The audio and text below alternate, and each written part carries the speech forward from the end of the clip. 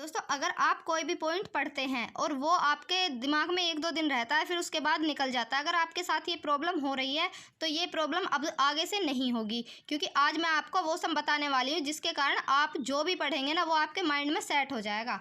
वो कैसे होगा ये मैं इस पूरी वीडियो में बताऊँगी, तो स्किप मत करना अगर आपको ध्यान से समझना है। वीडियो स्टार्ट करने से पहले मैं आपसे एक बात और कहना चाहूँगी कि अगर आप चैनल पर पहली बार आए हो या फिर आप अपने सुपर टाइट की तैयारी को बहुत अच्छी तरीके से करना चाहते हो तो चैनल को सब्सक्राइब कर लीजिएगा, क्योंकि आपको मैं बीच बीच में गाइड करती रहूँगी कि आप किस तरीके से अपनी तैयारी अच्छी कर सकते हैं। तो शुरू करते हैं दोस्तों आज की वीडियो। जैसे कि हमने कोई पॉइंट पढ़ा कि भारत की सबसे ऊंची चोटी कौन सी है, K2 है। अगर यही क्वेश्चन बन जाए एग्जाम में कि K2 जो भारत की सबसे ऊंची चोटी है वो कहाँ है, तो आप कैसे बताओगे?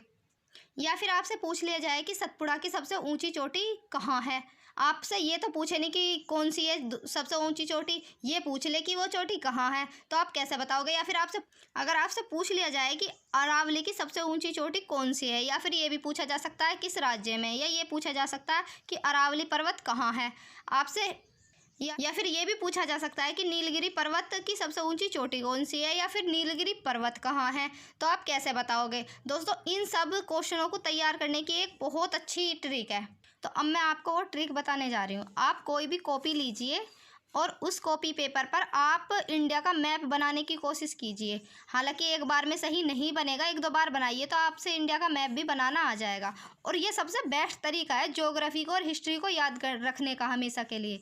ये देखिए, आप बनाने की कोशिश कीजिए, उसके बाद आप जो भी पॉइंट पढ़ रहे हैं ना उसे आप वहीं पर नोट करने की कोशिश कीजिए। जैसे कि आपने कोई दर्रा पढ़ा या आपने कोई नदी पढ़ी तो उसे मैप पर पॉइंट आउट करने की कोशिश कीजिए कि यहाँ पर वो दर्रा है और यहाँ से वो नदी जाती है। अगर आप इस तरीके से याद करोगे तो आप उस पॉइंट को कभी नहीं भूल पाओगे। अगर आपसे बोला जाए कि पश्चिमी घाट कहाँ पर है या उसकी सबसे ऊँची चोटी कौन सी है, या फिर आपसे ये भी कहा जा सकता है कि अनाईमुड़ी जो चोटी है वो कहाँ है, जब आप इंडिया का मैप पढ़ रहे होगे या उसे तैयार कर रहे होगे तो आप इंडिया के मैप में तुरंत याद कर सकते हो कि अनाईमुड़ी जो चोटी है वो उसके पश्चिमी घाट में इस तरफ पड़ती है। तो दोस्तों ये सबसे बेस्ट तरीका है ज्योग्राफी को और हिस्ट्री को याद करने का।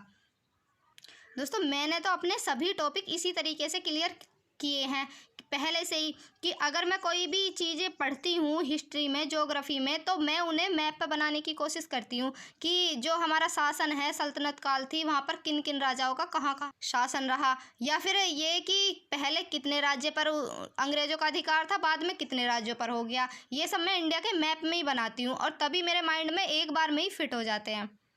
और दोस्तों अगर आपको अब भी कोई डाउट है तो मैं आपके लिए बताना चाहती हूँ कि अब भी आपके मन में कोई डाउट है तो आप कमेंट बॉक्स में पूछ सकते हैं कि हमारी ये प्रॉब्लम है, हम कैसे अपनी प्रॉब्लम को दूर करें। और दोस्तों मैं आपसे एक बात और करना चाहती हूँ कि अगर आप इन सब चीज़ों को मैप पर समझना चाहते हैं और आप मेरे साथ तैयारी करना चाहते हैं तो चैनल को सब्सक्राइब ज़रूर कर लीजिएगा, क्योंकि मैंने जो बोर्ड मंगाया है वाइट बोर्ड उस पर मैं अब तैयारी करवाने वाली हूँ। आपको ज़्यादातर मैं मैप से ही पढ़ाऊँगी और इसी तरीके से मैंने साइंस और मैथ को भी अलग अलग तरीके से डिवाइड करके अलग अलग पार्ट में कि किसमें ये ट्रिक सेम चलती है इसी तरीके से तैयार किया हुआ है। अगर आप मेरे साथ तैयारी करना चाहते हैं तो चैनल पर बने रहिएगा।